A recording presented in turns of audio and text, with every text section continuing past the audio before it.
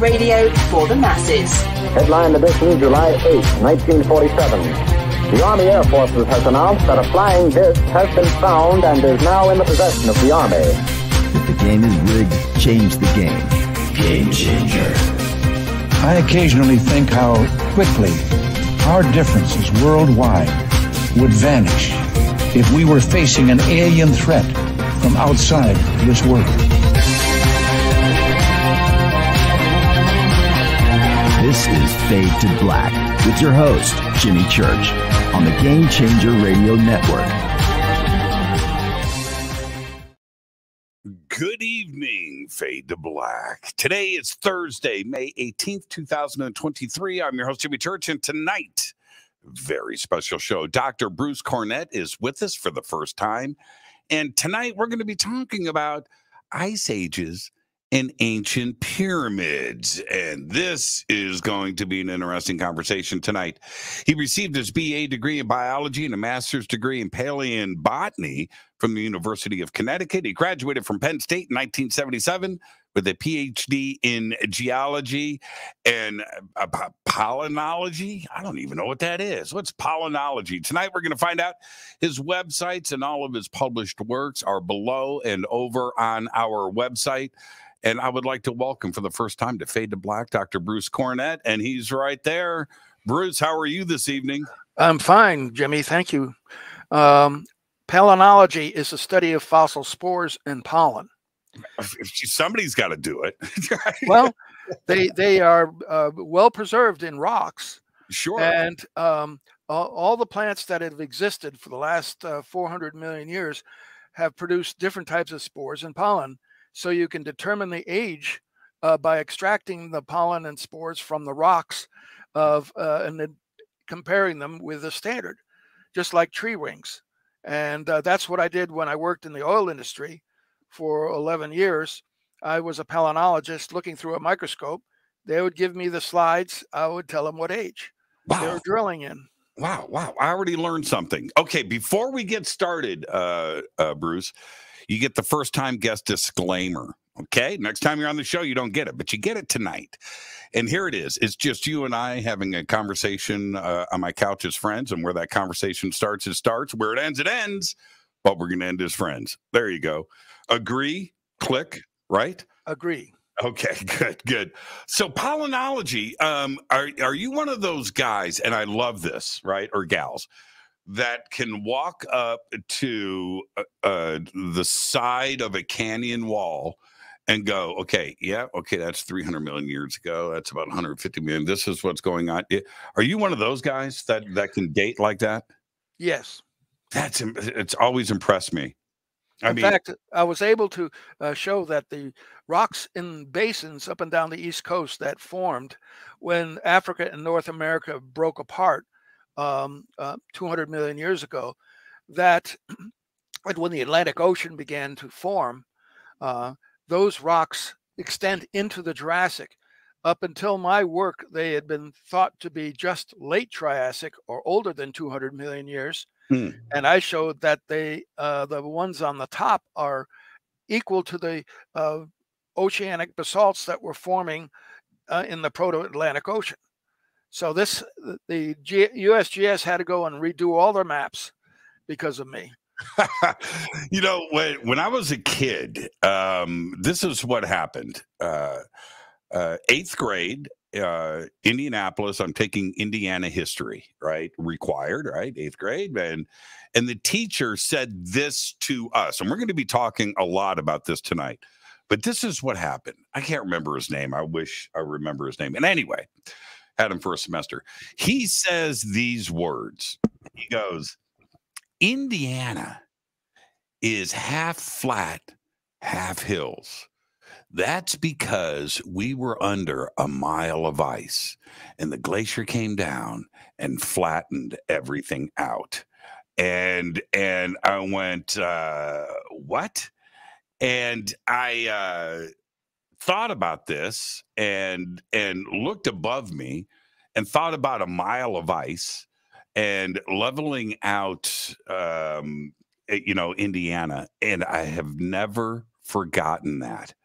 And it was just one of those things. It was a teacher that said something that changed my life. I don't think teachers understand fully who absorbs what and who gets changed. But I never forgot that. And that's exactly the situation in North America and around the world, right? Right. I grew up in Connecticut and went to college in New Jersey and Pennsylvania. And so I'm very familiar with all of the glacial terrain, the glacial moraines that were left behind at the edge of the ice sheets that came down from the North Pole. And there's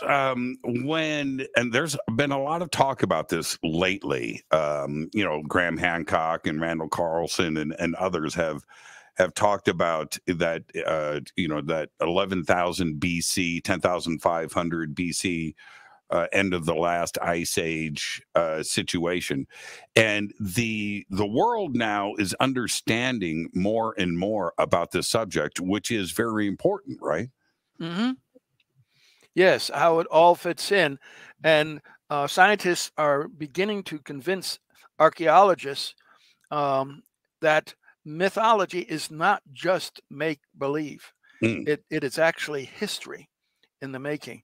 And one of the things that I discovered that was part of this conversation is that the ancient Egyptians knew a lot about the last ice age, and Egyptologists can't accept that because they can't accept that the first dynasty is older than 5,000 years, and yet they have recorded in the Book of the Dead geologic and glacial information, including information on the great floods at the end of the last ice age. How is it possible that the Egyptians would have known that there were 3 great floods at the end of the meltdown, as Graham Hancock likes to say in his book Underworld? And he found scientists who dated the drowning of coral reefs, and they carbon-14 dated them at 14.2 thousand, 11.5 thousand, and 7.6 thousand years ago. And that's in his book. And then I discovered a graph in the Book of the Dead that the Egyptians drew showing all of those 3 major floods. People think that there was only 1 great flood or maybe 2 great floods, but there are really 3 great floods, and the Egyptians knew about them.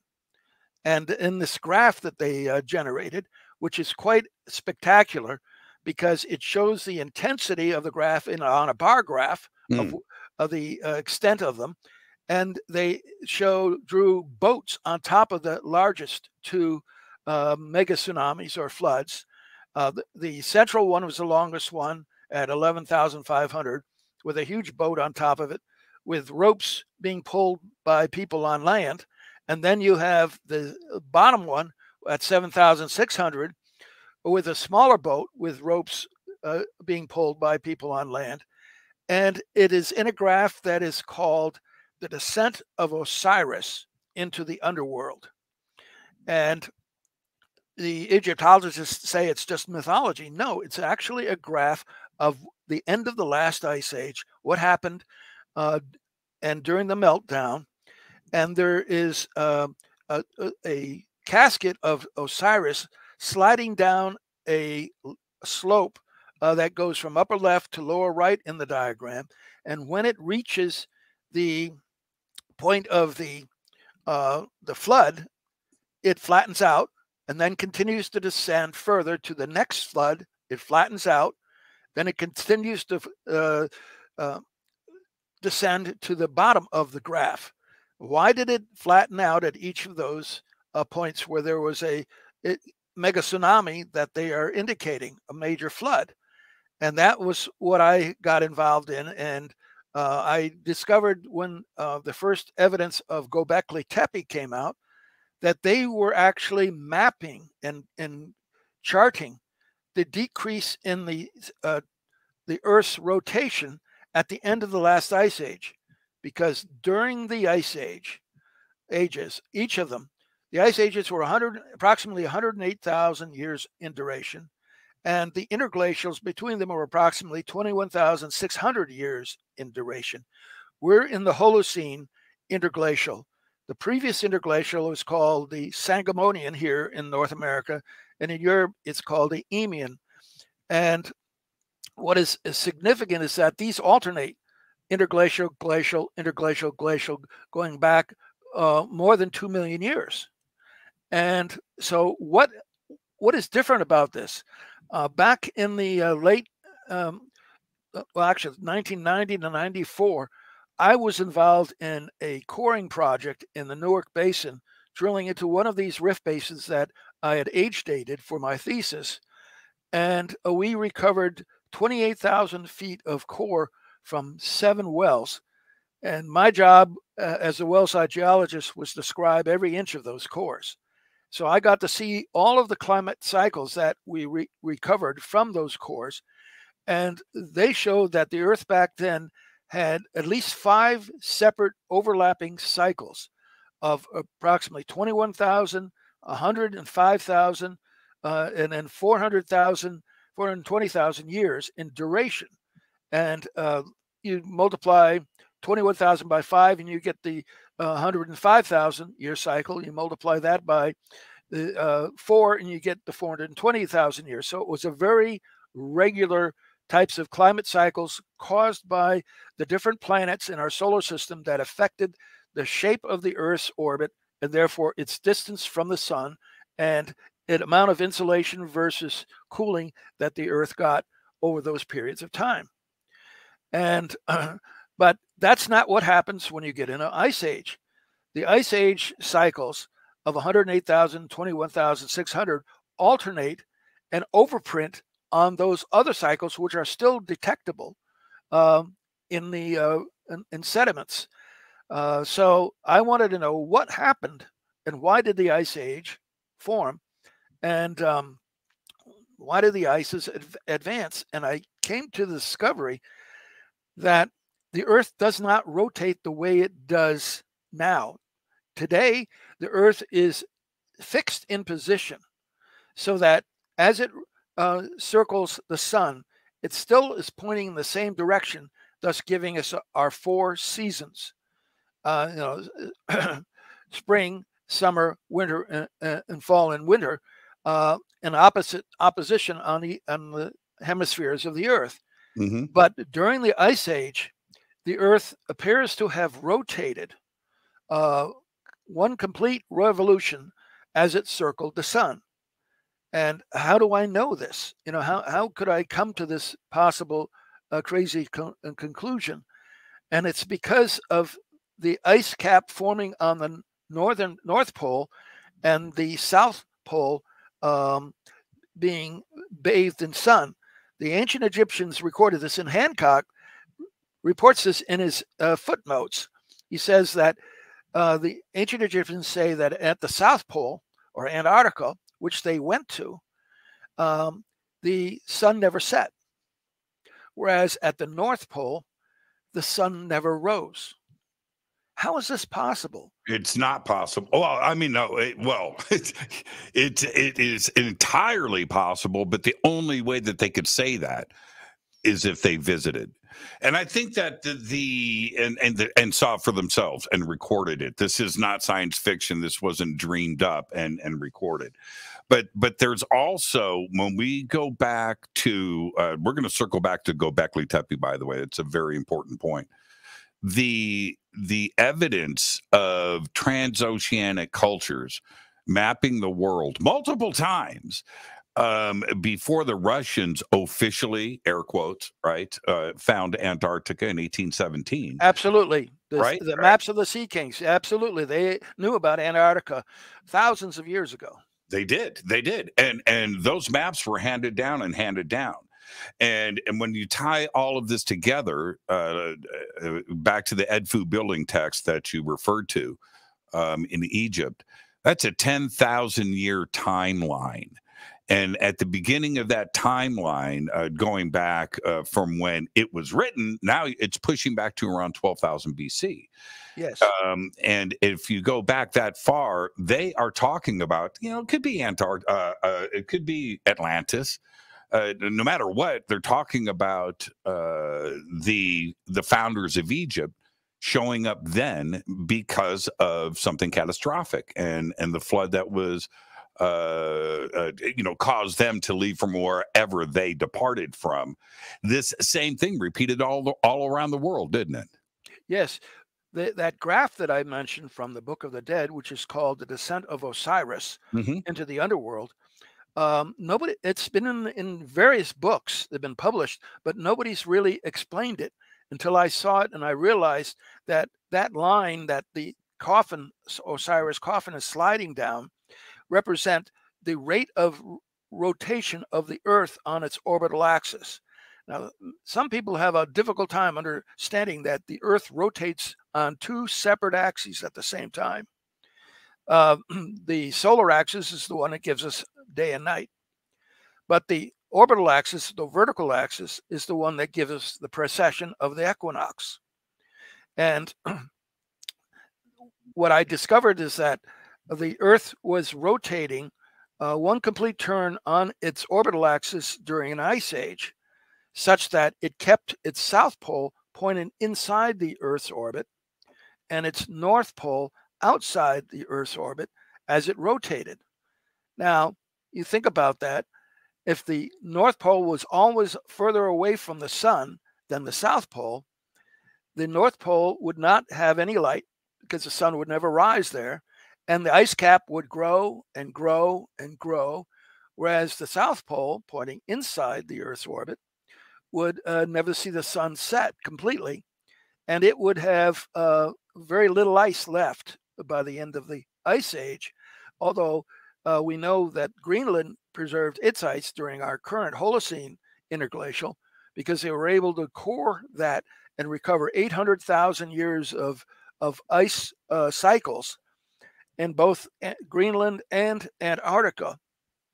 And that's quite amazing.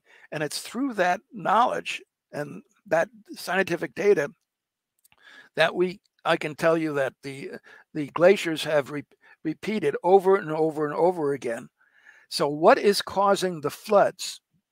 Well, okay, now we're gonna circle back to that because it all ties together, doesn't it? Okay, yes. So we're gonna circle back. If we go to Göbekli Tepe now, again, the same date is popping up. I think Göbekli Tepe and the other megalithic sites around there, I think, are going to show a long process of building. I think it's going to be thousands of years older, which is even more exciting. But if we stay right there, 10,500 BC, that is the end of the last ice age, and they deliberately buried Göbekli Tepe and abandoned the site and never returned. Do you think, again, it's all the same dates, from different cultures around the world, but do you think that they knew, right? The builders of Göbekli Tepe knew that something catastrophic was on the horizon? I think so, but more importantly, their world was changing radically as the Earth began to slow down. Before it began to slow down, you could look up at the sky and see what constellation was overhead. And because the Earth rotated 360 degrees on its orbit, you could tell what time of year it was. And based on the constellation that preceded the sunset and followed the sun, and preceded the sunrise and followed the sunset, you could tell where you were on the globe. It was basically a built-in natural sextant that allowed the Egyptians to travel the oceans back then without the need of any technology. They would know exactly where they were. And what is important about Göbekli Tepe is when I looked at that for the information and realized that they were building one temple after another, after another, after another. What do they need more than one temple for if it was for religion purposes, right? So what were they measuring? And Andrew Collins says that they were measuring, the position of the star Cygnus or the swan. Yep. And I think that's correct. But more importantly, why did they keep on building more circular observatories, which I call them, because they ran out of space in the previous one, and they didn't want to tear it back down. It was a record of what they were tracking. And let's say as the Earth began to slow down, the year length for them, the seasons, would continue to shift, so that they would be spotting a mountain peak at a certain point, and when it was opposite a constellation, they would know that they've gone 360 degrees. Okay, but if the Earth was slowing down in its rotation, it would start to take longer and longer for that mountain to get in that position to arrive. Right. So what they were doing was when they had that alignment, they would build a vertical column inside that stone circle representing where that mountain was. Because why were they tracking that? Because it was the seasons were changing so radically at that time that they had to follow what was happening, and the animals knew what was happening. That's why they have animal carvings on all of those posts. They had to know when the herds would migrate, because their food and their survival was dependent on it. So that's what I think they were doing. And when they ran out of room on two circles, one inside the other, and I did a series of use the circle as a compass, and with radiating arms coming from the center through the various posts to see where they were pointing. And it was a complete 360-degree circle that they were measuring as the Earth slowed down. And I was able to map that for the first one, and found out that it was actually shifting the time, so that you knew that it was an increase in the length of the day for them, or the time of year. Not so much the day, because that's the solar axis, but the length that it took the Earth to get around to the same point again. And around the sun, our solar year. Can I freeze frame this for a second? Sure. Right there. The speed of the slowdown, did that affect the geology of the Earth? Was the surface of the Earth moving? Did it cause any tectonic motion? No. Okay. Now that answers that. If you were observing the stars during the slowdown period, would the stars appear to be erratic in place, right? Or would they appear to be erratic with motion? Probably not. Well, it depends on the rate it took. I was able to calculate it took 7,000 years for the Earth to completely slow down in the angular momentum on it. I mean, Earth is a huge mass, right. And to slow it down from spinning 360 degrees down to not spinning at all takes a period of time. The real question was, what was slowing it down? How was that mechanism working? And I've figured that out. Okay. And it's all right. Okay. This is getting better and better. Okay. And especially, I think it was China that did a press release a couple of months ago that the Earth's core stopped spinning for a minute. But there are some references in ancient texts from a few different cultures around the world, Egypt being one, Sumer being another, and others, around 5,000 to 6,000 years ago, where the stars were shaking in the sky. And, yes. And I've always wondered what they were. I mean, the stars were obviously shaking. It was seen around the world. What was causing that? Well, because that occurred at the same time that you had your major floods. Okay. Now, this is going to try to hold your audience let them understand what I was able to figure out. But if the Earth is rotating as it's moving around in its orbit, you're going to develop an oscillation, because it's now free to move, and the Earth's core is not equal and not spherical. It's oblong, and there is more of the core on the southern hemisphere than the northern hemisphere. That means that the southern hemisphere is going to be attracted to the sun more than the northern hemisphere, and thus that is why the Earth during an ice age will rotate like the moon does around the Earth, because the moon has an eccentric core as well, and it's always tracking Earth. And thus you'll only see one side of the moon. Well, during the Ice Age, the same thing happened with the Earth around the sun, and you had no seasons during the Ice Age, which was very interesting. You just had a huge northern ice cap growing and a southern ice cap shrinking. But as the Earth was rotating around, it took approximately 5,000 or 5,100 years for the Earth to oscillate back and forth on its orbital axis just a little bit. In other words, if it was moving in pointing the South Pole not exactly at the sun, but a little bit off to the right or a little bit off to the left, over a 5,000-year period.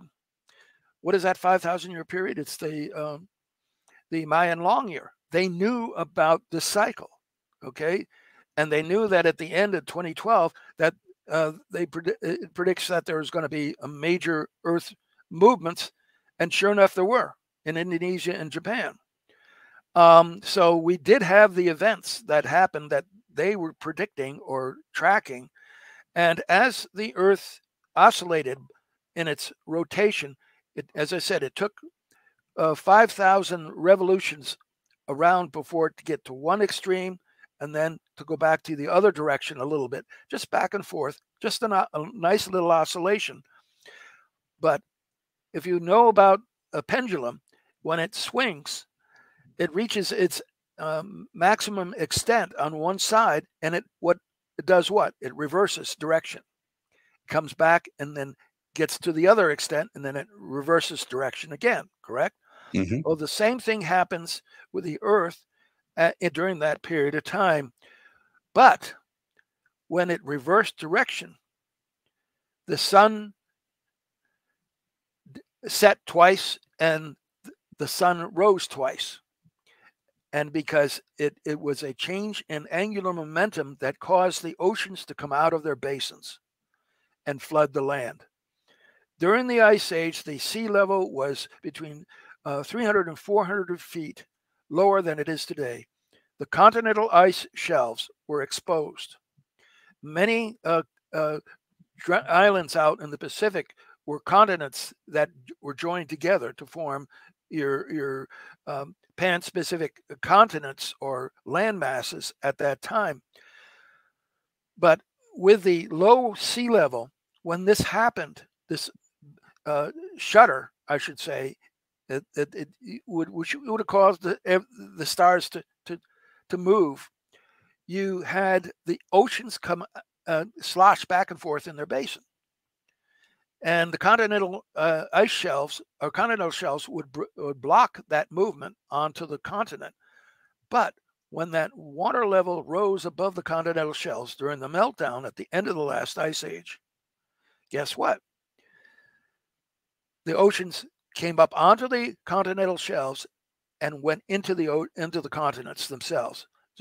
They ravaged the continents. So you had these enormous tsunamis, which the Egyptians recorded and graphed and published in their Book of the Dead.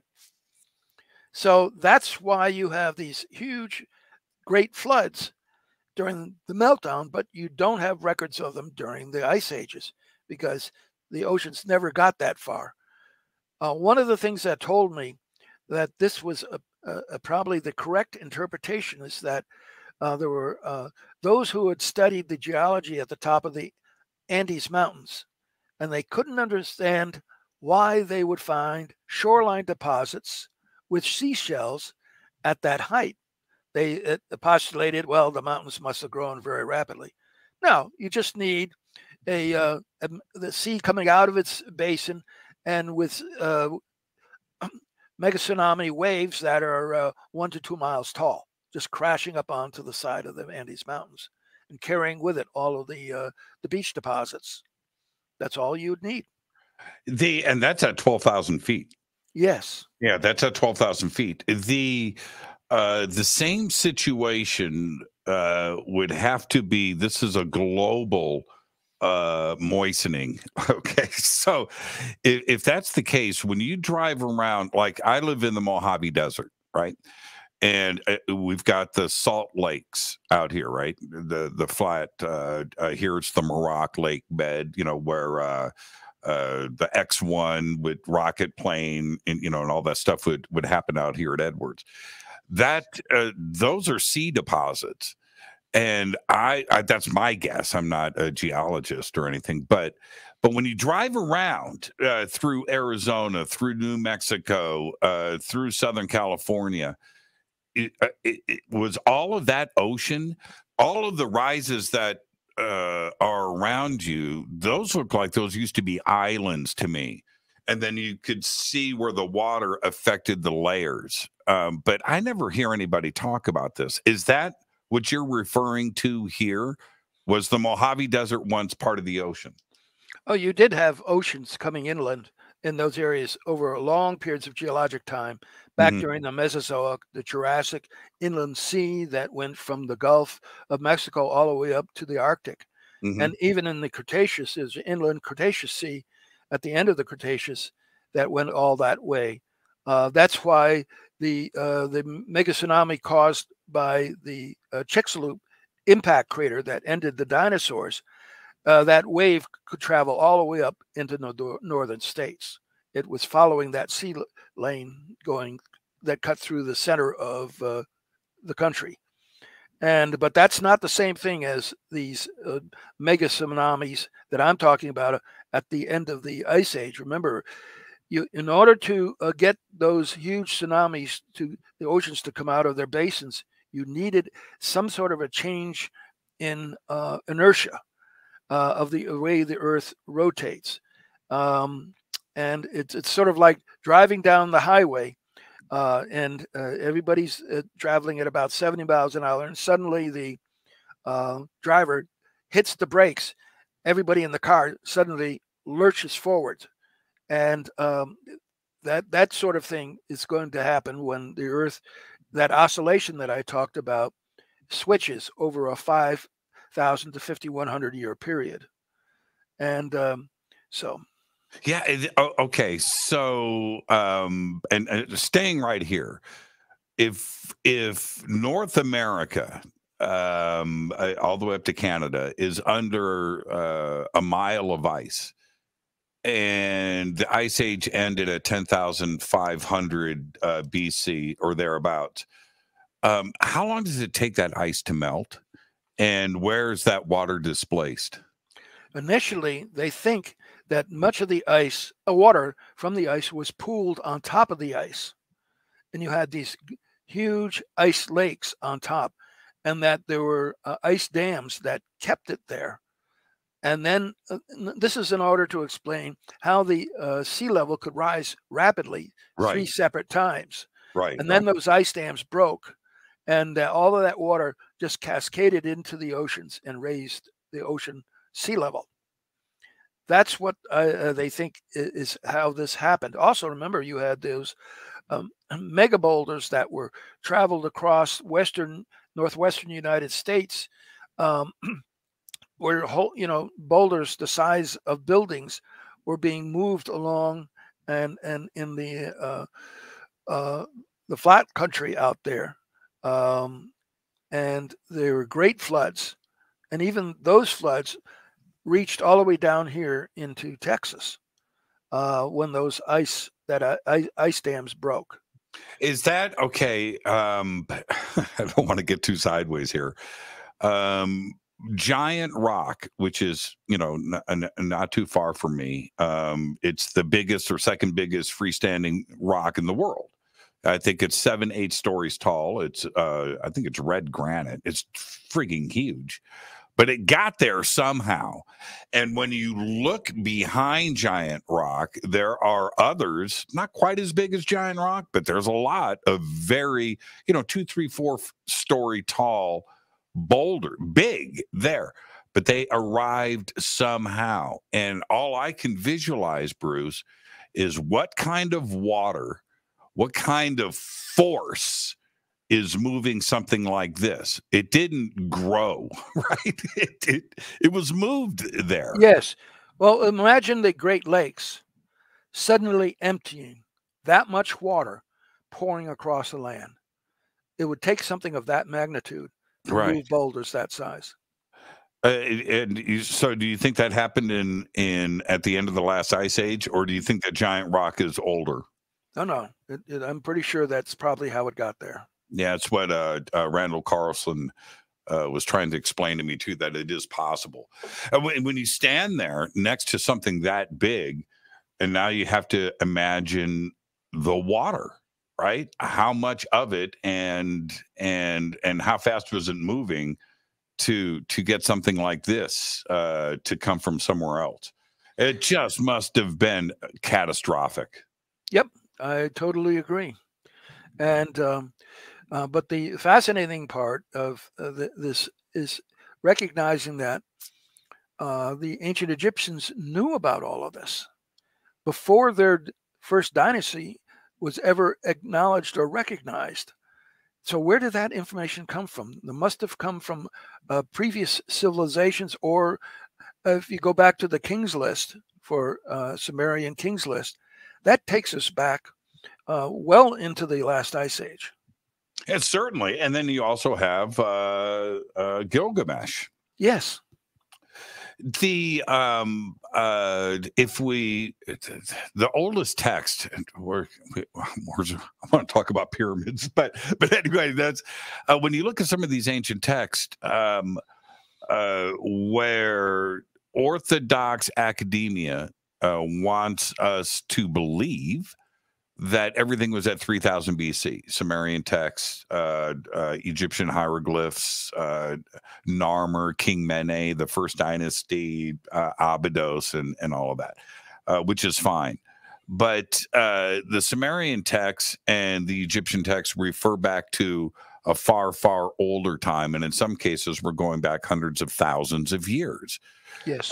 That to me isn't mythology. They didn't have that kind of imagination back then. This is based on real historical moments in time, right?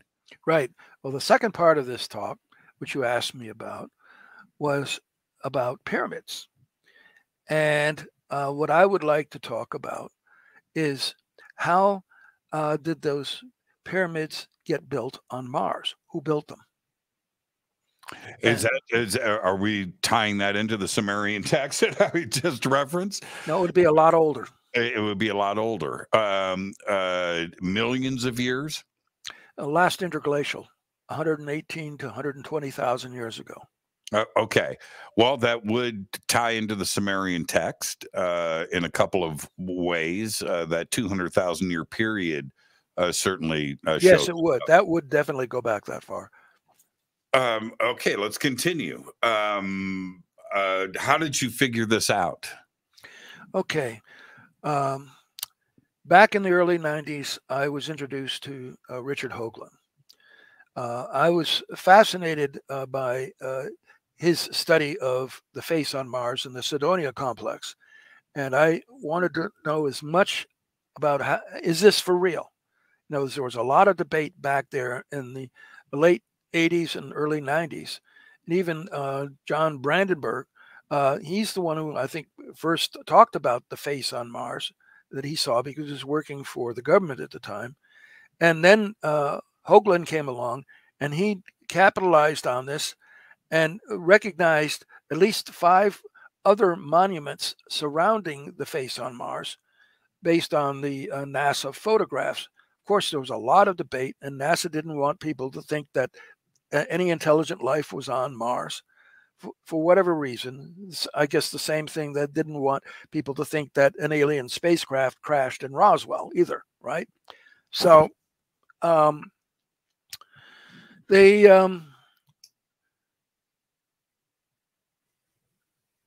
went. I went to visit his house and helped him even with his presentations. And I got to see all of his photographs and all of his evidence.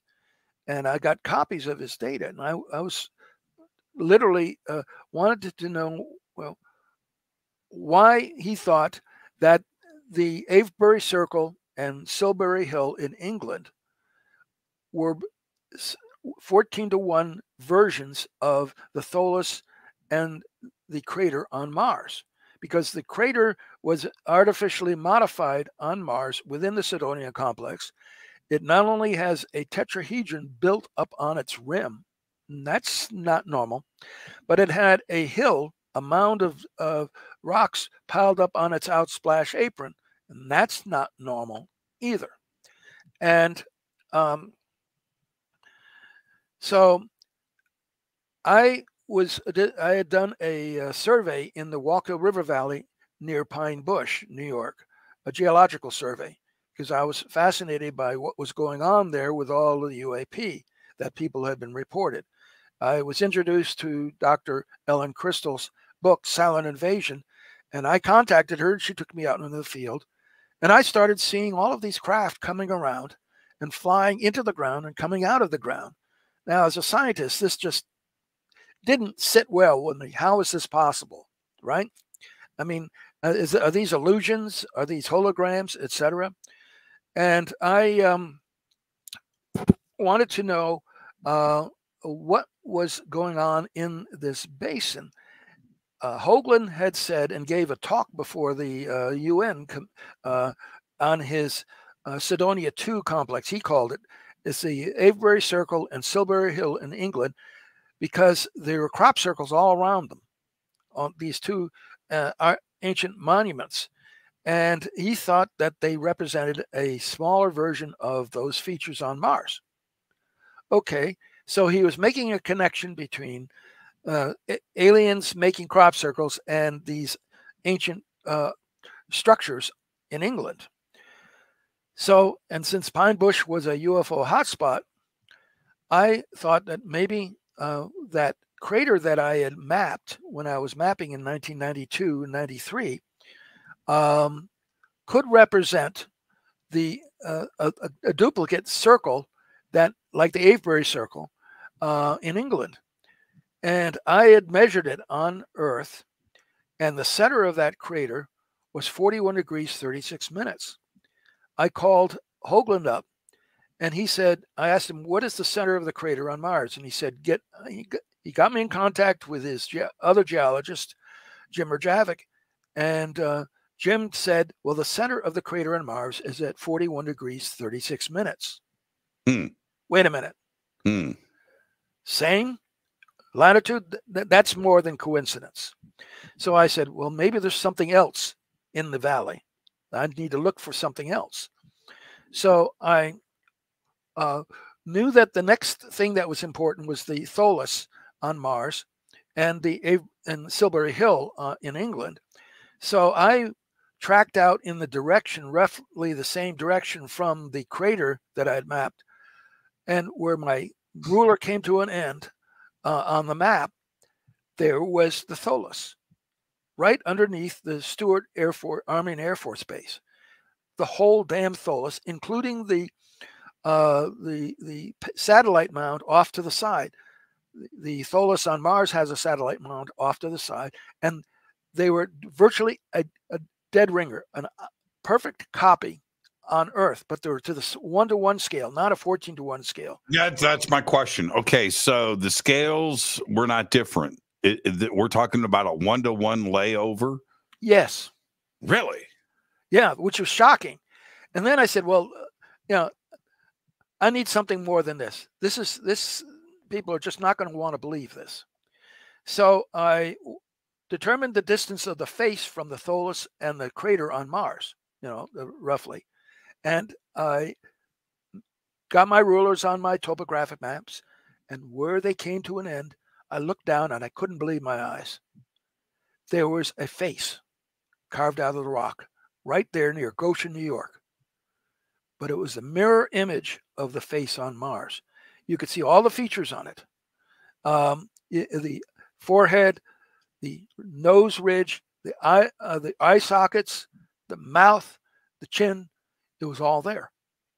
What was the ratio there in relation to Tholis? Very close to 1 to 1. Really? Well, okay. What are we suggesting here? We're going to continue, but what are we actually suggesting now? Okay, I had to go and find the biggest one, the biggest feature in the Sodina complex, which is that D&M pyramid, which is rises at least 800 to perhaps as much as 1,000. It may have originally been 1,000 feet tall, but it's collapsed to a significant degree on Mars. And the base is what, 2-3 square miles? 3.2 square miles, right? 3.2 square miles. It's ginormous. Okay. Ginormous. It's the biggest pyramid in the solar system. Are you going to tell me next that you found a pyramid in New York? I found the base of it. Okay, let's get okay. This is getting good. Where was that, and was this also now a 1-to-1 ratio? Yes. And what is fascinating about this is the base is right next to a town. Now, there are a lot of coincidences going on here, and you'll find out as I reveal this story further. Right next to the south of where this feature may have existed is a town called Warwick. And what is Mars? It's the planet of war, isn't it? Mm-hmm. So what is Warwick doing? And here's something else that's really weird. The Tholis underneath Stewart Air Force Base has a little town next to it called Little Britain. And the Tholis and Avebury Circle in England, you're in Britain. Keep going. I'm looking at Warwick right now. Okay, let me see what's going on here. Okay, so there's Warwick. And Stewart Air Force Base is where? You know what? Near Newburgh. Go look for Newburgh. Okay, I'll find it. I got it. Okay, so who?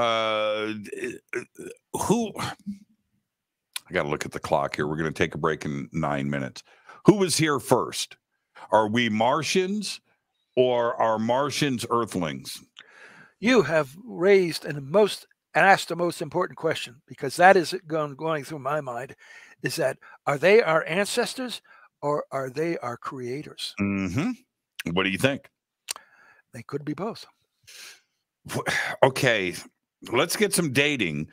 You suggested that we're looking at 120,000 years.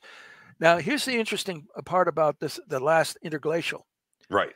The ice cores showed that in the center of that interglacial, there was a 3,000-year period when the global temperatures on Earth rose 3 to 5 degrees centigrade higher than today. 3 to 5 degrees centigrade higher than today. Wait a minute. Isn't that what we're going into right now? We're in the middle of our interglacial, the Holocene interglacial.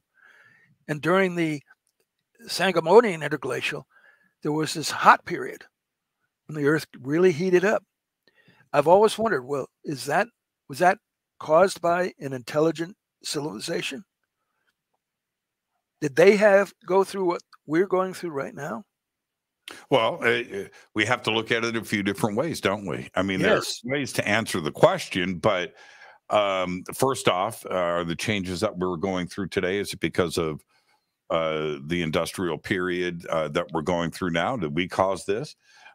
Is there something else of the expansion of life and biology on the planet that is causing it? Or is it just solar? Is it just celestial? And the Earth has gone through stuff like this before. So could it be that? Or were there ancient civilizations here before that went through the same changes that we're going through now? We have to look. I think that everything should be on the table, Bruce. I don't think we have anything conclusive. Thank you. Yes, I totally agree. This is up in the air. In fact, I talked about the cause of the Earth stopping its rotation on its orbital axis when the Earth's orbit is aligned with the sun's ecliptic or accretion disk. And that also could account for Earth being pulled closer to the sun, and thus the Earth heating up. So this could be a natural cycle, but it could also have been caused because it lasted 3,000 years. They were able to extract that data from the ice cores, which is an amazing accomplishment. And it's also an amazing accomplishment that cores drilled in the Ronnie ice shelf in Antarctica pulled up well-preserved plants, tropical plants from the bottom. And the ground-penetrating radar across large expanses of Antarctica show that the ice is underlain by V-shaped valleys. Those are not glacial valleys. Those are tropical river valleys. So the idea that Earth froze up on both hemispheres, both poles at the same time is incorrect. And to explain how you could get the northern ice cap growing so big and the south and tropical climate to exist at the South Pole, you have to orient the Earth in a different way than it's orienting now. Could Antarctica have moved? Could it have moved to where it is? Well, Hapgood wanted to say that it moved, yeah, like 17 degrees. Yes. And I don't think so, because as a geologist, I realized that if the crust decoupled and started moving that much, 17 degrees is an enormous amount of movement, okay? The Richter scale earthquakes would have been over 12 for endless for years. Everything on the surface of the Earth would have been just totally pulverized and brought down. No ancient monuments, temples, civilizations would have been any trace of it left if the Earth had moved that way. So, okay, is it possible that Antarctica could have been civilized? Was there a civilization, ancient, living in Antarctica back then? And will we find evidence of that? I think so, because if it had a tropical climate, right? I mean, humans could live there, right? So if we go and look at some of the ancient maps that are redrawn and redrawn and redrawn and handed down over the years, there is evidence. I don't think it's totally conclusive, but it appears to my eyeballs that the coastline of Antarctica that is there is land and not ice the way it's represented today. And the only reason you would know that is if you saw Antarctica when it was topical, right? When it was tropical. Right. Well, Hancock in Fingerprints of the Gods goes through the different maps and puts them in order, and shows that there's a sequence showing that there was no ice on Antarctica, and then it iced up around in the center, and then it iced up on the shelves and the shorelines. He presented evidence for that happening in Fingerprints of the Gods. I think he's right. I think it's much older than that, though. I like the way he lays it out, but I think it's much, much older than what Graham is presenting to us. Look, he can't go to the extremes. He's already upsetting enough people, right? So, and I can appreciate that. But I think it's much, much, much, much older than what Graham has laid out. You can't base it on the Perry Reese map. Well, it depends on when this the ice formed on Antarctica. That's basically what you're saying. Did it form at the beginning of the last ice age, or in the middle of the last ice age, or at the end of the last ice age? And if I can bring in Mark Carlotto, who put out a book Before Atlantis. That's a good book. Yes, he talks about orientation of the different ancient sites and picks different locations for the magnetic North Pole, and he shows that there were civilizations going all the way back to the middle of the last ice age, although he doesn't recognize the the beginning of the last ice age as being part of it, and whereas I do recognize that it began 118,000 years ago. He thinks it began the last ice age about 50,000 years ago. And no, the evidence in the cores is that it goes back at least 110,000 years. Do you think that, we've got so many research stations down different countries in Antarctica doing a lot of core samples and things. They're obviously interested. Do you think that they know? Do you think that they know that there was somebody living there a long time ago? And if they do, why aren't they sharing it? Doesn't fit the narrative. But We've why? heard that. Why? Because look at the Egyptologists who still cannot recognize circular saw blades in huge blocks of granite at the base of the Great Pyramid, and drill holes, perfectly round drill holes in many of those rocks. They just can't recognize high technology tools. Why? They always are talking about, copper chisels and hammers and stuff like that to be able to make all of that stuff. And it's, I don't think so. There's something else going on here. Yeah, you're right. I just got back from Egypt, and I'm not going to, take up time on this show about that. But I say it over and over again: when you are asking questions and you have an open mind and your eyeballs are open and you're observing, you just take a look around at any sites, any of the sites in Egypt, and know that they had it figured out. This. You can feel it. Now, the Egyptologists are in denial. I get that. But they didn't want to even admit that Göbekli Tepe was real, because that upsets what they've been telling the world for quite a long time, that the cradle of everything started on the Giza Plateau. Right. Clearly now that is not the case. Exactly. Let's take our break right here. Bruce, you stay right there. This is Fade to Black. Tonight, we are talking about ice ages and ancient pyramids. We've got a lot more to cover. Dr. Bruce Cornet is our guest. Stay right there. This is Jimmy Church of Fade to Black. Please visit all of our sponsors. We're taking a quick break here. All of the links are below. We'll be right back.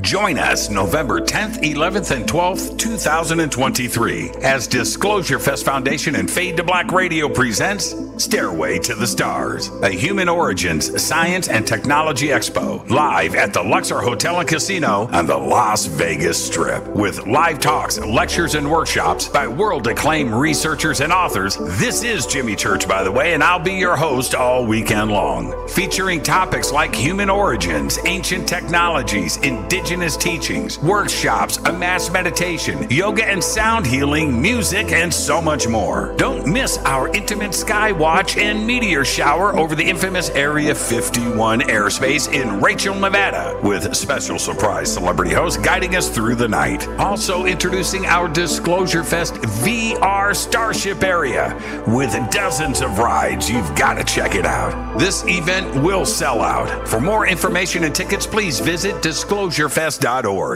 This is Jimmy Church, and I want to introduce you to LifeWaves X39 Stem Cell Activation Patch, which has totally transformed my health, my sleep, brain, and my eyes. I no longer need reading glasses. X39 is a true breakthrough in regenerative science. Using light, X39's patented age reversal technology is clinically proven to signal the activation of younger stem cells, accelerating the body's natural healing process. X39 promotes restoration and rejuvenation, bringing the life-changing benefits that I've experienced. By naturally elevating a master signaling peptide in the body, X39 boosts vitality, health, and wellness, and resets 4,000 genes to a younger, healthier state. It's one patch, once a day, and you can turn back time with X39. Just go to healingworksnow.com. That's works with an X. healingworksnow.com. Hey everybody, it's Billy Carson, also known as Forbidden Knowledge. I want to talk to you about a very special event coming up July 30th, 2023, the Forbidden Conscious Awards. We're going to honor people who have been contributing to the conscious community for decades. People that you know and love that have helped you get to higher levels of thought and consciousness and awareness. It's going to be a live in-person event, but seats are going to sell out very fast. You want to make sure you're there in person, and guess what? You can help vote for the winners. Voting is available on forbiddenknowledge.com, and the categories are going to be social media influencer, podcast/radio host, TV host, actor, director, producer, entrepreneurs, health and wellness, philanthropists, authors, field researchers, archaeologists, space anomaly hunters, and of course, a Lifetime Achievement Award. I'll be your keynote speaker that night at the Forbidden Conscious Awards. We have celebrity guests performing. We'll have a halftime show where we're actually going to perform music for you. And don't forget about the pre-event mixer, where if you buy a box seat, you'll be in the VIP section, and you also have private access to a VIP mixer with celebrity guests, shake hands, break bread, network, and then walk the red carpet with us and take amazing photos. It's going to be a night to remember. You don't want to forget this. Make sure you hurry up and get your tickets because they're selling out very fast. I want to see you there. Forbidden Conscious Awards 2023. River Moon Coffee, makers of the Fade to Black blend. Truly the best coffee on planet Earth. Just visit rivermoonwellness.com or their Amazon store. It's all simple to do. You can check out the Fade to Black blend, the Game Changer blend, or any of their Black Moon wellness products. It's the only coffee I drink. It is the best, and it's Doc. Again, rivermoonwellness.com. All right, welcome back. River Moon Coffee, Fade to Black blend. And they are arriving tomorrow. That's right. They're on their way to California right now. Going to be hanging out with me all weekend long. It's going to be awesome. Juanita and Jeff are on their way to the bunker. And Jeff's a guitar player, by the way. I cannot wait for him to come in here and take a look around and go. He's got a pretty nice guitar collection himself. But they're going to be here tomorrow. They're probably listening right now. Juanita and Jeff, safe travels. I will see you in the morning. Our guest tonight is now the links for River Moon are below. Oh, the promo code is F2B Blend, 15% off of your order today. And you can also go to Amazon too as well and get free shipping. All right, our guest tonight, Dr. Bruce Cornet. Now, let's swing this back for a second. Let's do a little bit of a reset. Who came first? Was it us or them? And obviously, there is a connection to what is happening right now with ET and UFOs and this planet. But Bruce, who came first? I can give you some information that's going to be like a pebble in the pond. Okay, it's going to create ripples. Let's go. I'm ready. Let's ripple. Let's go. Let's go. I told you when I started out that I was witnessing and photographing, spent 11 years in the field documenting hundreds of close encounters with unconventional craft. I mean, anti-gravity craft, and witnessing them coming to us, finding us wherever we were in the valley, and putting on sky glyphs in the night sky. Incredible sky glyphs. One was in the shape of the Superman S, for example, and others were just outrageous. There no way could a conventional aircraft perform these things. These craft could stop and take off like a bat out of hell. And I was with a couple of hundred people, and I saw a green one cross the sky, huge, do a backwards Zorro Z. Wow. Okay. Lasted about a second. Yeah. I took time exposures, and that's how I captured them. And I would splice all the pictures together. And I have hundreds of web pages on all of these things that we discovered. Right. But in my process of doing that, I discovered that in the southern part of the valley, there are two large hills or small mountains in the shape of pyramids. One is called Mount Adam. It's a four-sided stepped pyramid. Still, it survived the last ice age. And I've climbed to the top of that. It's quite a magnificent structure. And then off to the side is a low mound in the shape of a key, with as with a key, it had 3 prongs on the end of it. And at the same time that I discovered that, crop circles appeared in England of the key. It looked exactly like the one that I found in the form of the mountain. Now, that one is named by the early settlers Mount Eve, and the tall one of the step pyramid is named Mount Adam. Why would they name Adam? these? Yeah. Was this subliminal information given to the early settlers of that area? Now, what is fascinating, Hoagland said that the Cydonia complex on Mars was built on the edge of a shallow sea, and they could even find the shoreline of that ocean before it disappeared. And that he shows a picture in one of his web pages of the face viewed from the city of pyramids, where you could see the face profile coming out of water.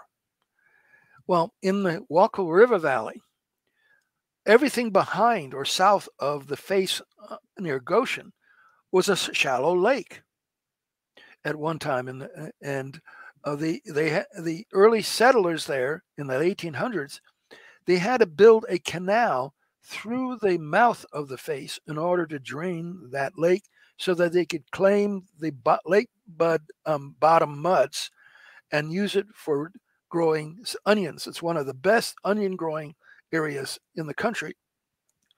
But that it was originally a lake and looked a lot like the picture of the face on Mars when the ocean was there. So the question is, how much similarity is there between what's on Mars and what's here in New York State? And what does Mount Adam and Mount Eve have to do with all of this? This is really strange. You asked the question, are they us, or did they create us? And, well, I think the Adam and Eve gives some indication that they may have been responsible for genetically engineering us. And the old stories from Gilgamesh and from Sumeria about the Anunnaki coming to Earth and creating us as slaves for them, might be true. How do you? We're going to come back right to where we are right now. But just like Graham Hancock is constantly rolling that rock uphill, right? He is, yes. He is constantly, and others. He's not the only one, right? But right now he's in his moment. But so many are rolling that rock uphill. You're facing those same challenges. For you to present another complex that replicates 1-to-1 Cydonia on Mars in New York, that was leveled by glaciers during the last ice age. That's an enormous rock for somebody like you to be rolling uphill. How do you publish this, and how do you get people to accept it? I put it out there on on web pages. I have a lot of web pages out there that you can just do Cydonia 2 report, and you'll get all of my information laid out for those who want to read it. But also, I created a YouTube video on this in addition. And then you have Bill Burns, who was the editor of UFO magazine back when I met him. And he wanted to do a story on my work in the Walker River Valley. And the name of this History Channel presentation is called UFO Vortexes. Now, what is important about that is that he was out there with me. We were going around showing all of this stuff. And he presents a lot of it on this show. And he also presents this hologram that I took a picture of back on the 28th of April, 1993. And I was with Ellen Crystal, and I saw this craft rising up from a nearby farm field, and it was traveling south. And as it rose, it did something strange. I didn't know what it did until I got the picture developed.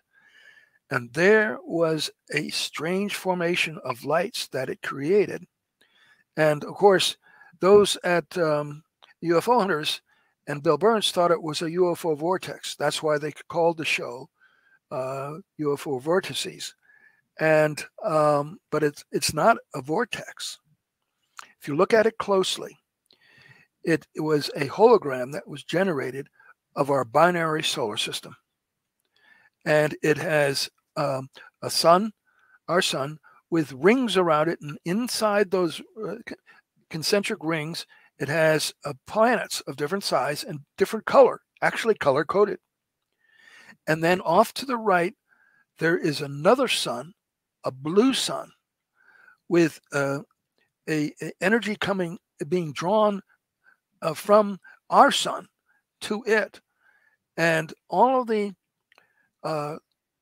orbits of the planets around our sun are dish-shaped, concave towards the blue sun, indicating that it is revolving around the blue sun.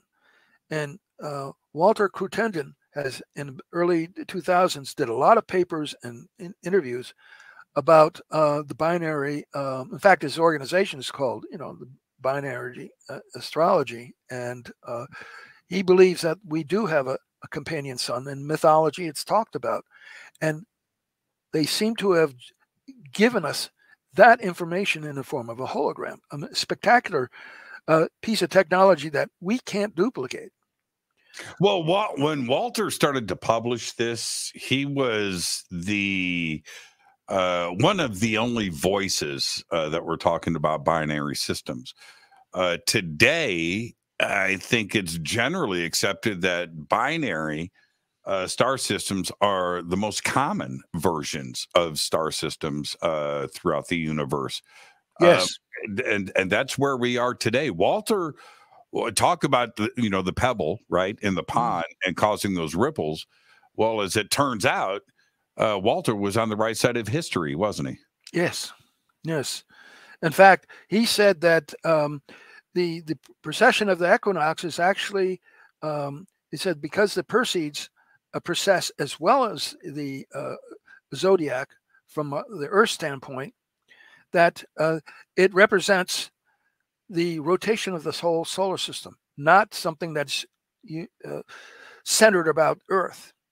And that's why what we're seeing now, with the Earth not rotating on its orbital axis, we're seeing the background precession of the position of the zodiac's constellations changing 50 astronomical units every year as we precess through 360 degrees of the zodiac over 25,770 years. This is the background, because the Earth is not rotating on its orbital axis. But during the Ice Age, when it did, that cycle just overprinted everything else. You couldn't have, the precession was still there, but it wasn't as visible as it is today. Well, and Mike Brown, who's an astrophysicist at Caltech, about 5 years ago, well, he published 2 papers on this, but about 5 years ago, he said, there's another planet out there. Something is causing the strange movements of Neptune and Saturn that we can't explain. And the only thing that would do that, and the math supports, is that there is another planet that we can't see that is beyond Neptune. And he says it's the math.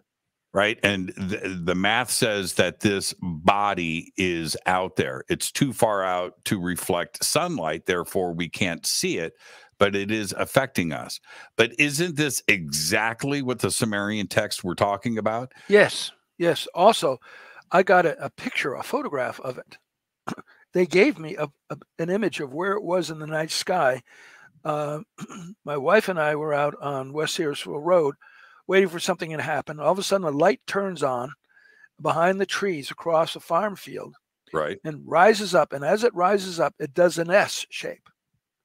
And then it gets above the trees and it starts traveling south. And as it travels south, it rises in altitude and goes to a specific point in the night sky where there was a star, all right, and tags that star. Well, that star doesn't exist on any star charts. And it went out after it tagged it. So were they trying to point out the position of that other body in our solar system?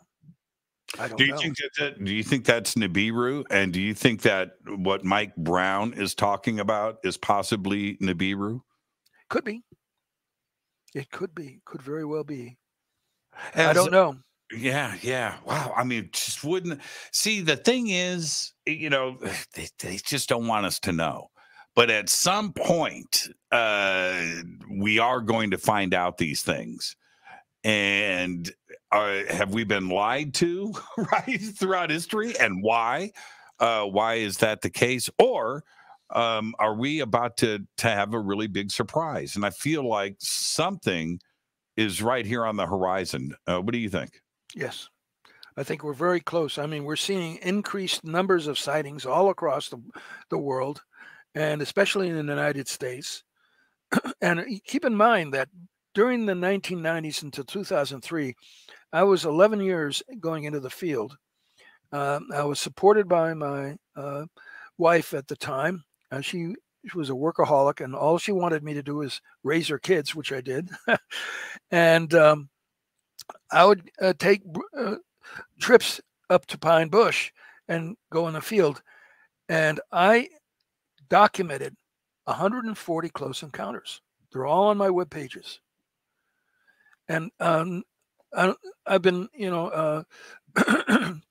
been written about in books called Repeaters, because I'm one of the very few who has had so many repeating encounters.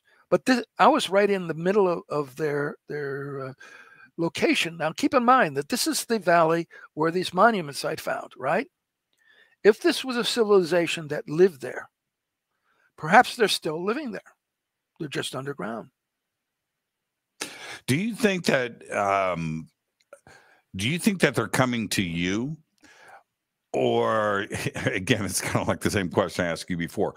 Are you pulling them in, or do they know that you're there and they're winking at you?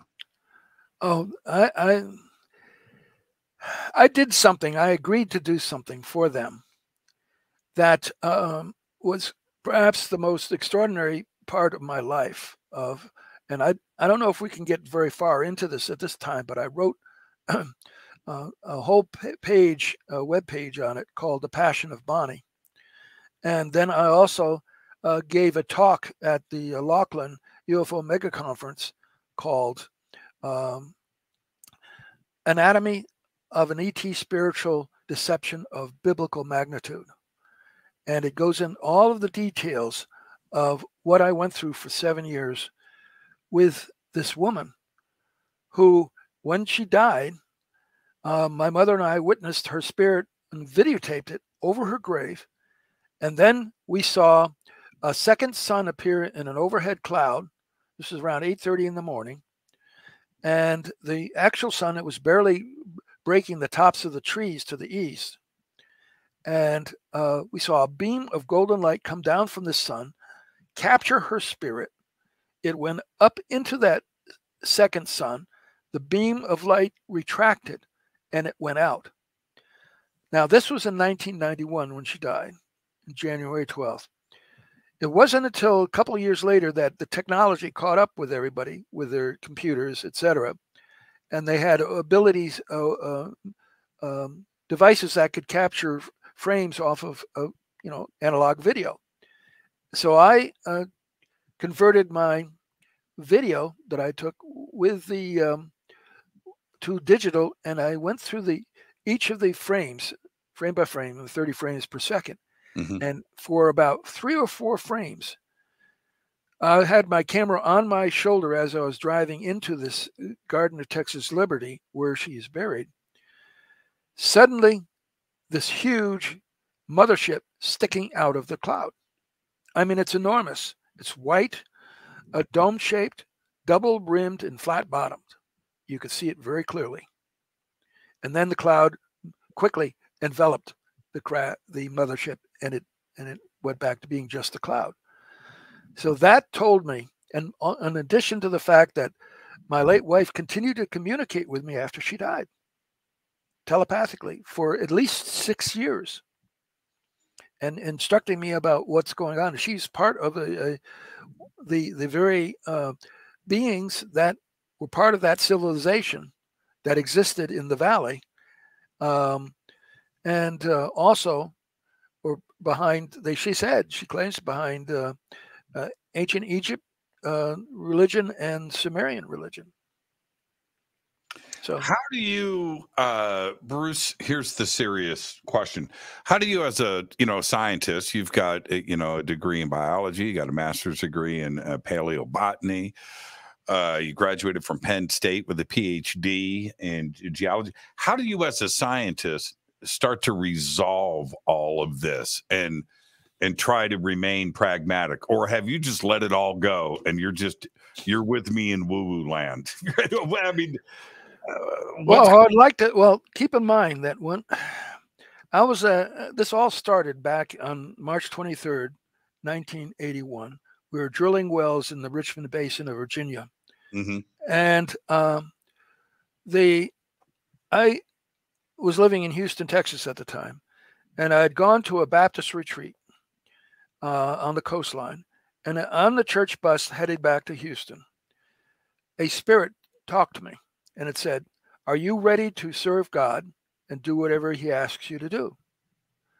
And I said, "Yes." And then the voice said, "There is somebody who needs help. If I bring her to you, will you help her?"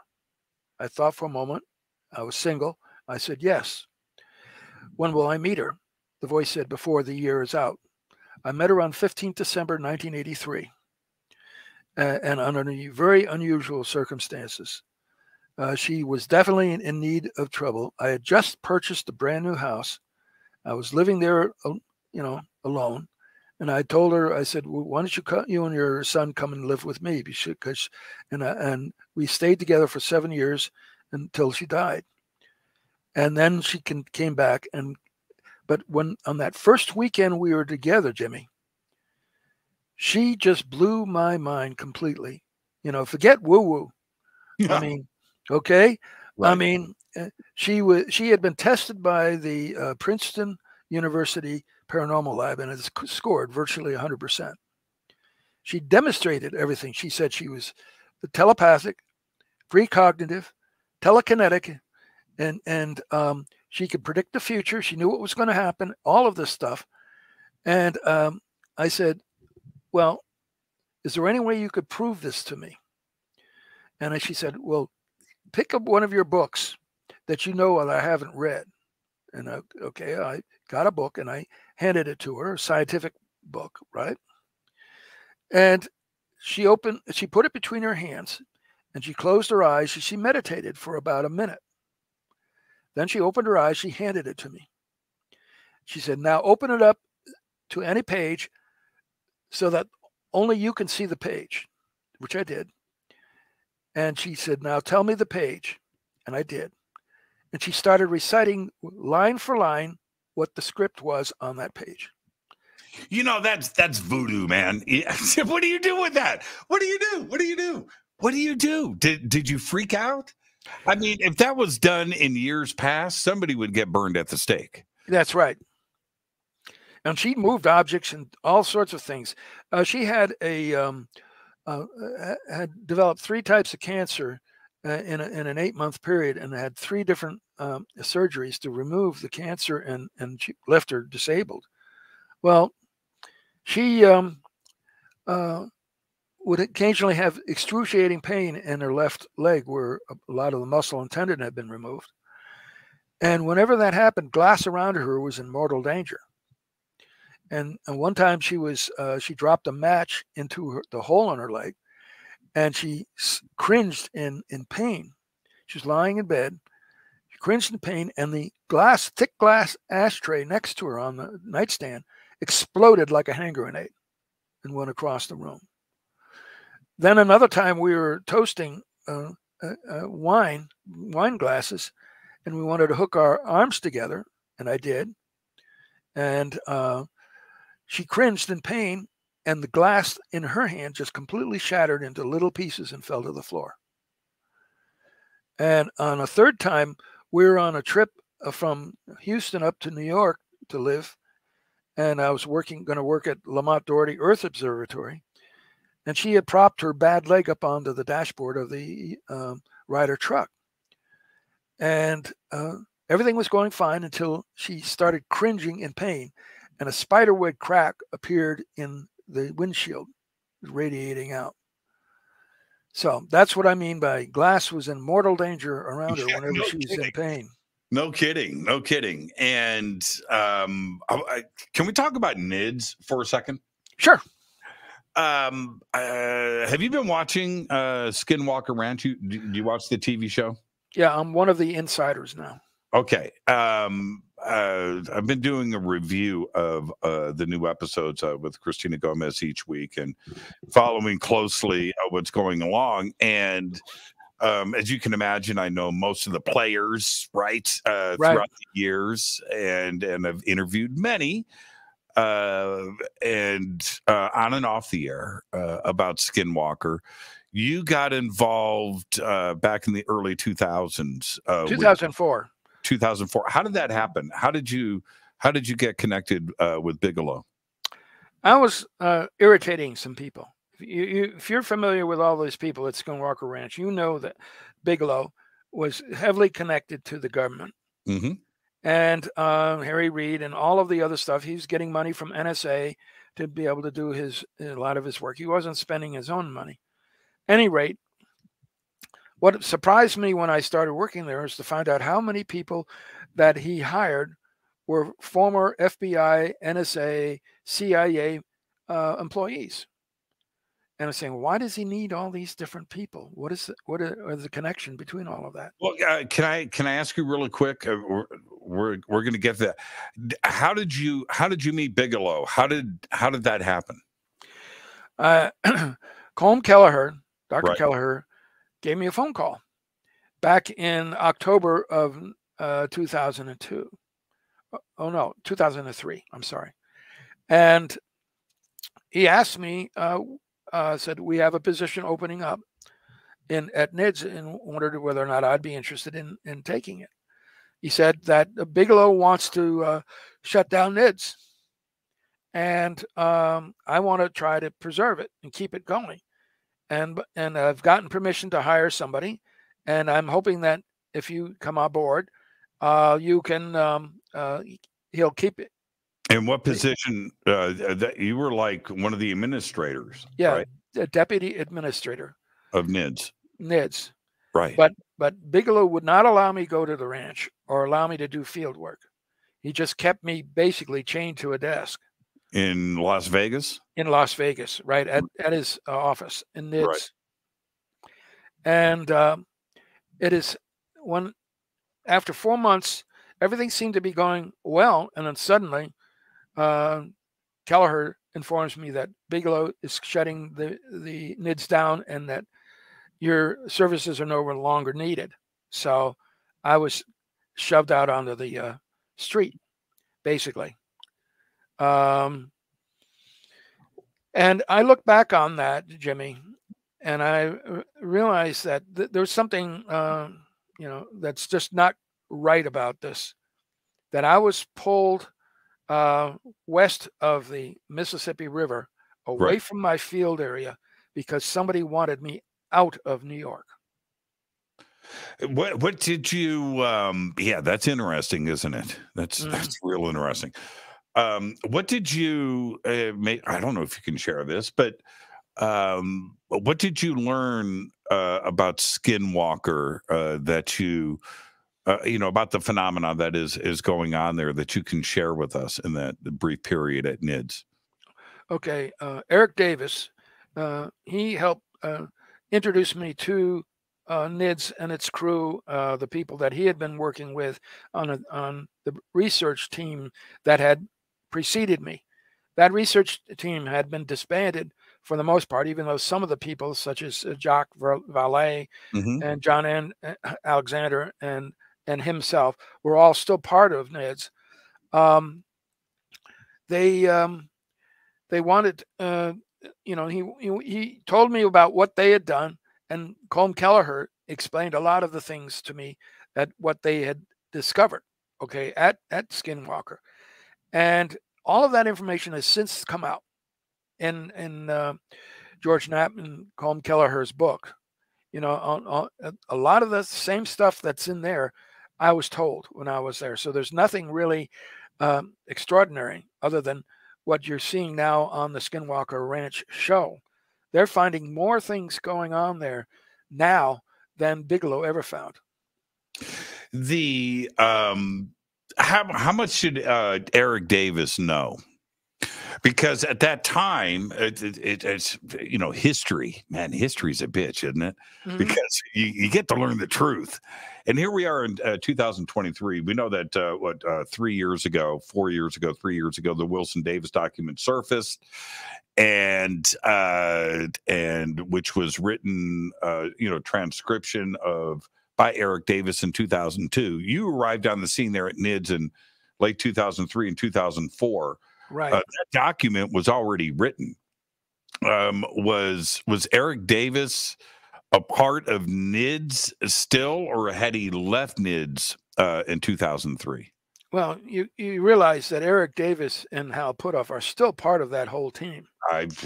Yes. Oh yeah. Nobody has left that bed. Exactly. Exactly. Eric Davis, interestingly enough, told me about another ranch with a lot of paranormal activity in it. This one in Nevada, not in Utah. Okay, it's in central Nevada. It's called the Mount Wilson Ranch. And Bigelow purchased it, and then he sold it. And he said, Eric Davis told me there's all sorts of paranormal activity going on there. And now it was purchased by Jeffrey. What is his last name? Jeff.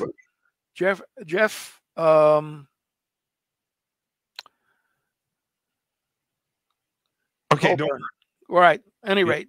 Yeah. Don't worry.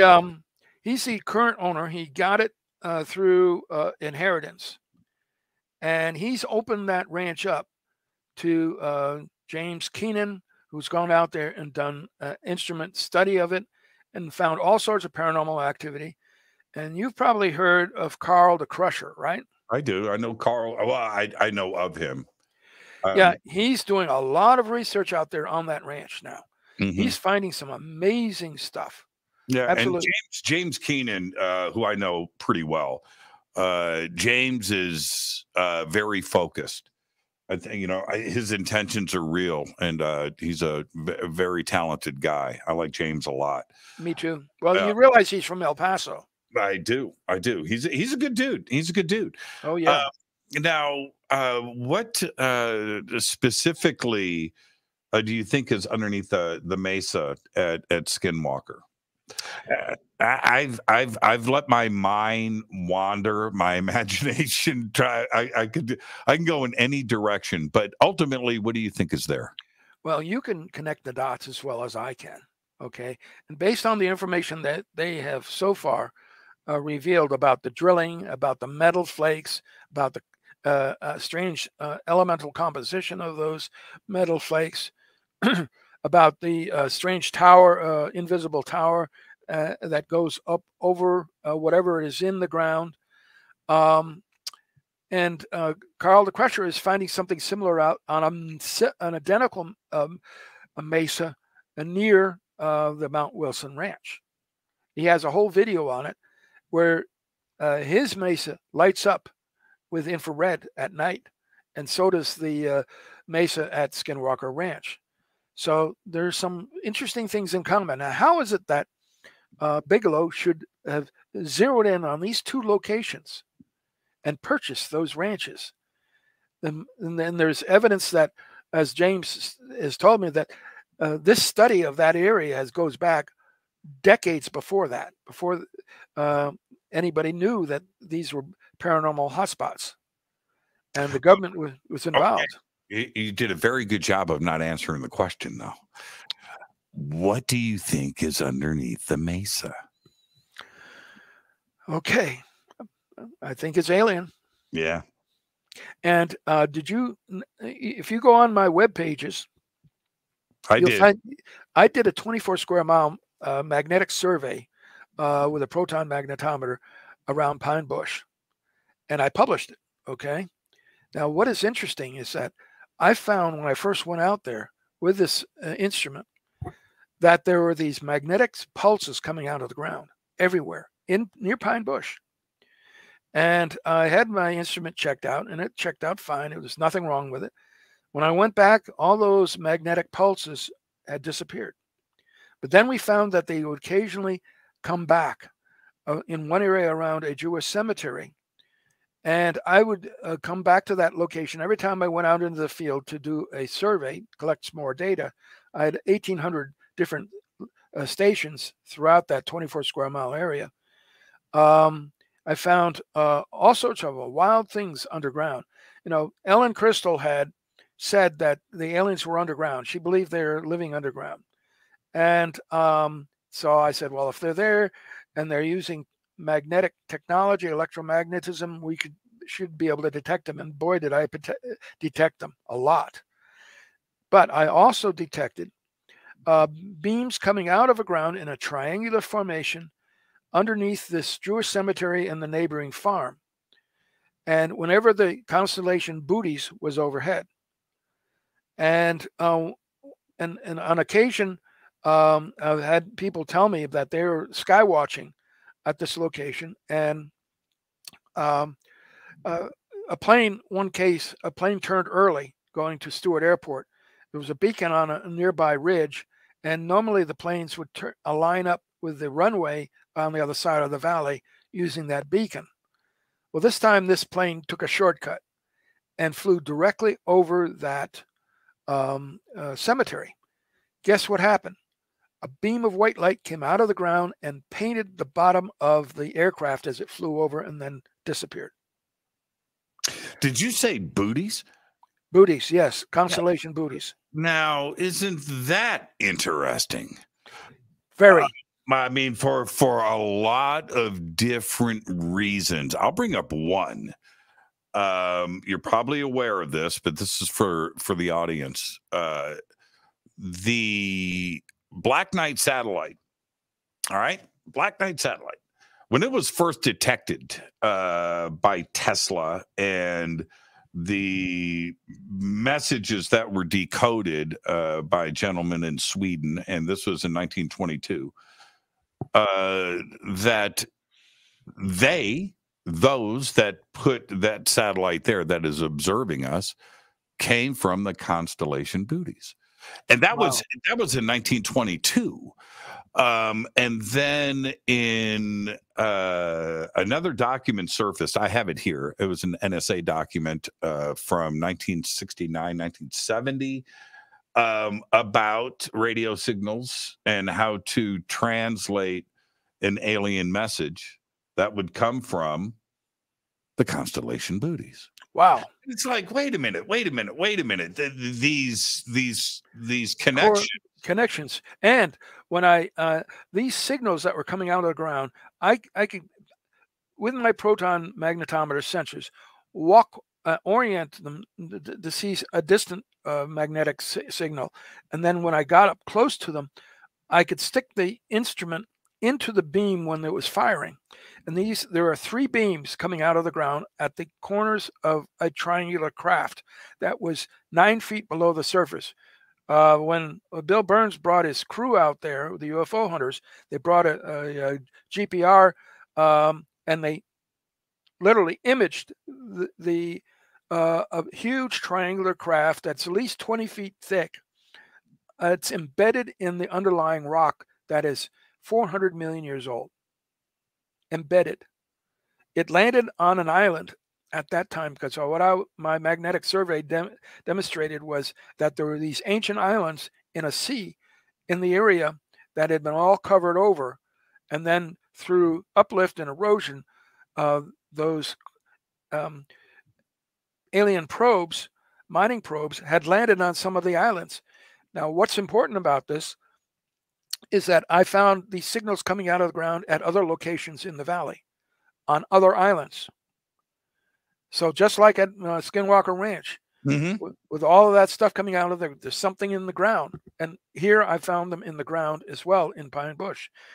And there's a mine at the New York, New Jersey border that goes down several miles. And it is for all the exotic minerals that they pull out of these ancient granitic masses that have all this weird, they've had hundreds of different kinds of exotic minerals that come out, and rare earths from this mine. And all of these granitic masses that I was detecting in the valley through the magnetic survey were similar types of features that had formed when the Earth was very young, long before complex multicellular life had evolved on the planet. So these mining probes were apparently trying to extract that, and then they stayed there and became beacons, firing out into the sky. Right. Well, you want to know why the area around Pine Bush is so active with the UAP? It's because there's these beacons that are firing out at booties constantly. And what about okay, for something to I've thought the same thing, for something to be underneath the mesa at Skinwalker, you've also got Blind Frog Ranch, you've got Wilson in Nevada.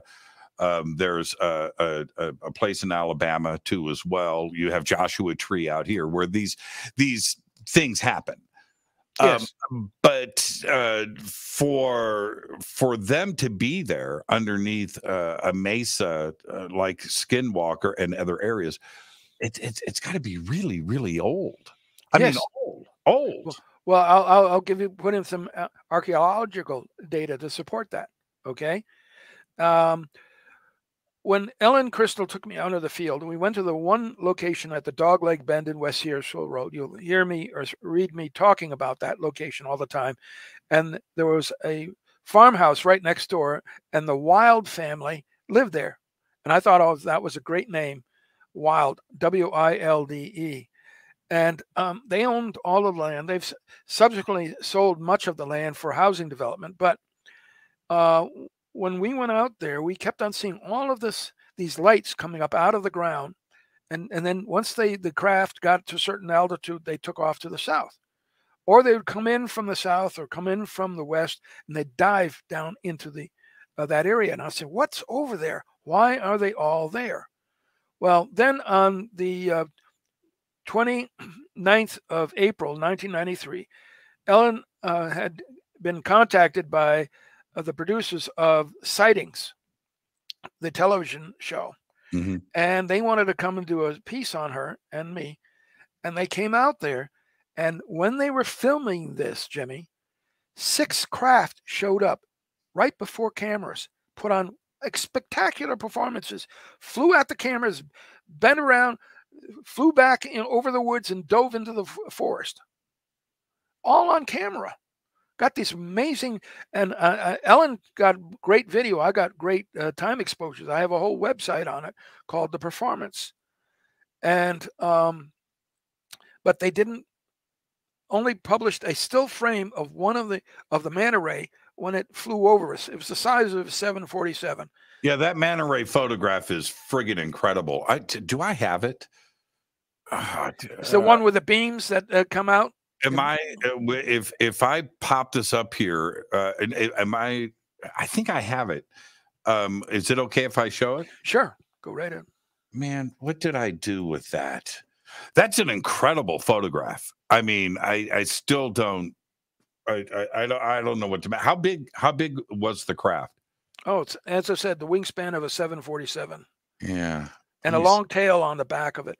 It doesn't have a nose out the front, but it can move its lights around on its craft. If you go to the sighting, that the video that we took near Salt Point, New York, east of the Hudson River, on the 20th of August, 2003, that is perhaps the best picture of the manta ray and what it did, and how you can see everything that's happening. We'll hear all the sounds it makes. The other thing that Jack Sarfati, you've heard of him. Of course.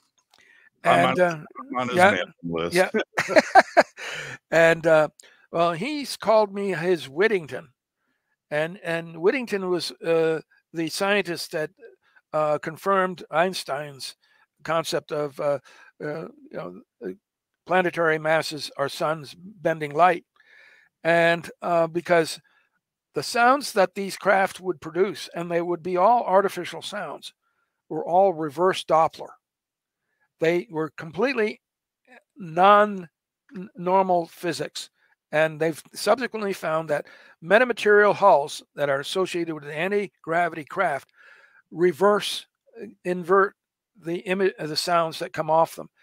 And that's exactly what I have in many of my web pages. If you go to my web pages on reverse Doppler, you'll get that information that proves that these are not conventional aircraft. They're not alien reproduction vehicles at all.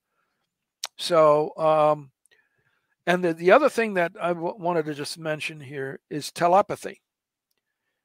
How was it that these craft would, even at a distance of a half a mile to a mile from me, would know exactly when I was opening and closing the shutter of my camera? And they would produce some squiggles or oscillations of their light to indicate when my shutter opened, right after it opened, and just before it closed. Right after it opened, you could perhaps surmise, well, they had nice, optics or audio detection.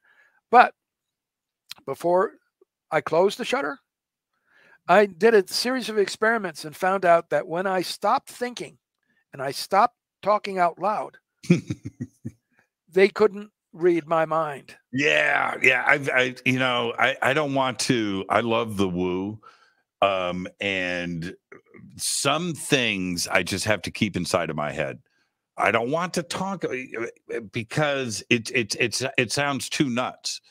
But there is too much of a coincidence, too much of a connection to the appearance of something, and by the time you think, right, and thinking is the speed of light, right? Okay, right. You're thinking that fast, but by the time you think camera, phone, video, audio, the thought, it's gone.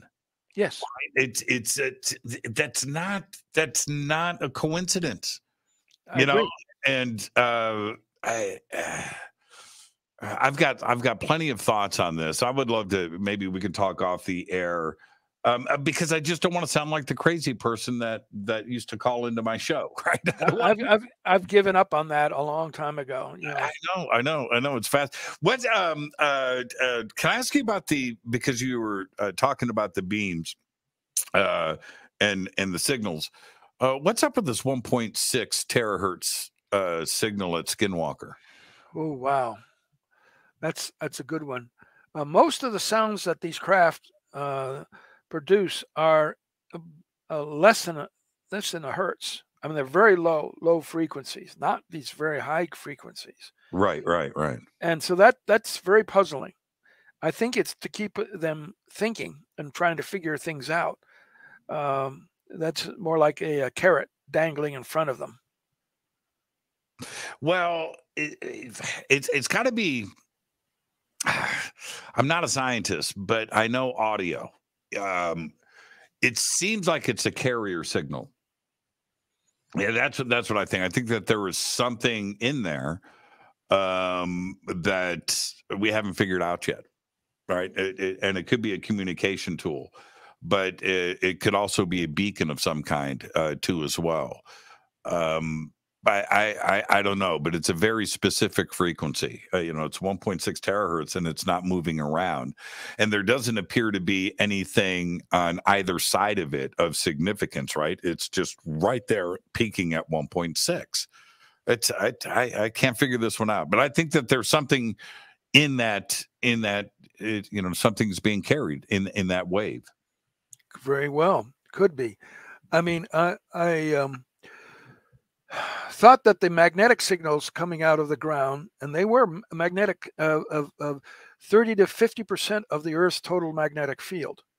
When the UFO hunters came, they had their own magnetometers, and they were checking around above this buried triangular craft, and they got 1.7 Gauss.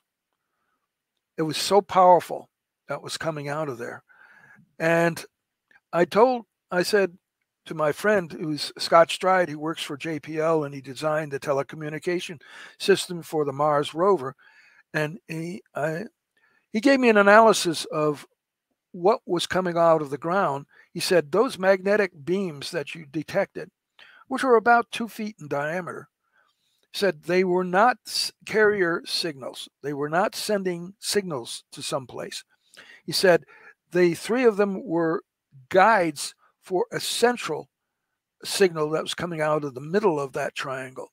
And I have friends that said they've seen that beam of light coming out of the ground right in the middle. That's the carrier signal that would be going. If I wish I could get back to it and put instruments there and check. Maybe it's a 1.6 terahertz. Who knows? Yeah, I misspoke. It's not terahertz. It's gigahertz. Gigahertz, right. And I had heard, I'm watching the chat too as well. Everybody is pretty smart here. It says, here's a PDF USA frequency spectrum allocations. You will have to zoom in the 1.6 gigahertz area. Hold on for a second, man. Let me just pop it up here. The 1.6 gigahertz area, fifth gravity is the left, is labeled 3 gigahertz. But I think somebody said that it's a satellite carrier. Oh, here it is. This is Bill, one of our moderators. Bill, thank you for this. 1.6 gigahertz is allocated to satellite to ground signaling data. Also, airborne aircraft radar direction and range finding to other traffic and terrain. Yes, I looked it up. Thank you for that, Bill. Now, isn't that interesting? Okay. Very, very. And like, I just know, I feel it in my bones, Bruce, that something's about to break. Something's about to break. I don't know what it is, but once these dominoes start to fall, they're all going to fall. And we're going to start getting some answers here pretty quick. Well, that would be nice. Yes, I agree. Where can everybody reach out to you? Okay, they can reach out to me at my email address, which is cornetbruce@yahoo.com. And I would prefer that one, or they can call me. Should I give out my phone number? No, you don't want to do your phone number on this show. But okay, and then we've got links to some of your research papers and stuff over on our website, and certainly in the video description below. What a fascinating conversation tonight. And Thank you. I look forward to you coming onto the show again, and we can continue all of this. Thank you so much. Okay. Well, I haven't said everything. I know. This has to continue. Bruce, thank you so much. And again, keep rolling that rock uphill. Okay, will do. Thank you, sir. Great conversation. And now, heading into the weekend, we've got an amazing week lined up for Fade to Black next week. Those announcements will come over the weekend. I want everybody to be safe and have a wonderful weekend. Like I just let everybody know River Moon Coffee is on their way to my home right now. It's going to be a great weekend over here. Fade to Black is produced by Hill J. Palm, Renee Newman, and Michelle Freed. Thank you to Dennis and Kevin. Webmaster is Drew the Geek. Music, Doug Aldrich. Intro, Spaceboy. SpaceboyMusic.com. Fade to Black is produced by KJ Sierra for the Game Changer Network, and this broadcast is owned and copyrighted 2023 by Fade to Black and the Game Changer Network, Inc. It cannot be rebroadcast, downloaded, copied, or used anywhere in the known universe without written permission from Fade to Black and the Game Changer Network. I'm your host, Jimmy Church. Everybody have an amazing weekend. Go Backley Tappy.